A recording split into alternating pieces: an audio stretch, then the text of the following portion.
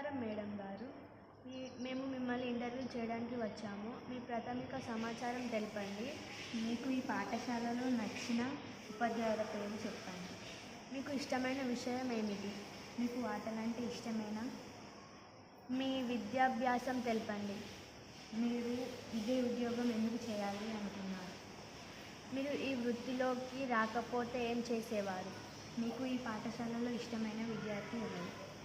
మీ కుటుంబం వివరాలు కొంచెం తెలపండి. మీరు ఈ పాఠశాల గురించి ఏమైనా చెప్తారా? వాళ్ళు ఎప్పుడు ఏం చదువుతున్నారు? మీరు ఎందుకు వేరే ఉద్యోగం చేయాలి అనుకోలేదు? మీరు ఈ వృత్తికి రాకపోతే ఏం చేసేవారు?